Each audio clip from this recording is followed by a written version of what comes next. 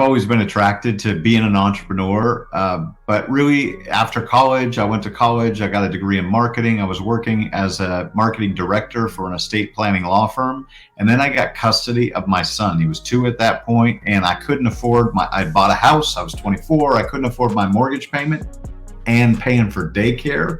And I found that out because I kept bouncing my mortgage checks. And so I realized I had to do something different. So I looked around at different options, and I ended up getting in the mortgage industry.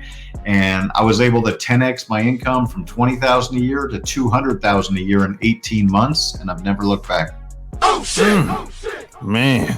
So you would say that being that you were a father, that kind of motivated you and pushed you? Yeah.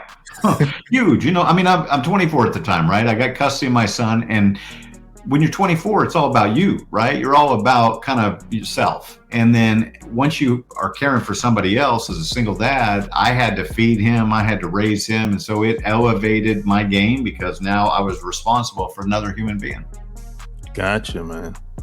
So how'd you get in the real estate space, and particularly when it comes to mortgages? How'd that happen?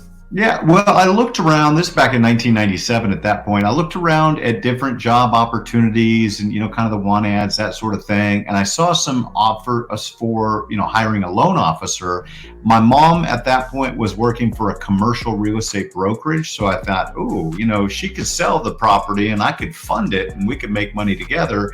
And I've always been good at numbers, so that kind of appealed to me. So I got in the business, and I found a great mentor that taught me the art and science of raving referrals, and that's what changed my life. Oh man, So tell everybody why are referrals so important?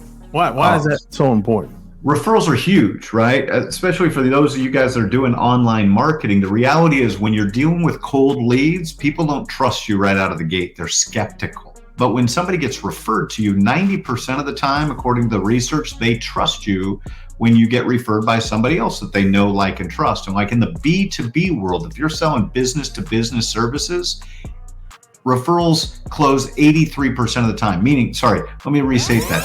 83% of B2B sales start with a referral. So it's hugely important. People are 400% more likely to hire you if they get referred to you because that trust factor is so high. So it opens doors. You can get right to the CEO instead of starting at the bottom and working your way up. You start from the top and work your way down.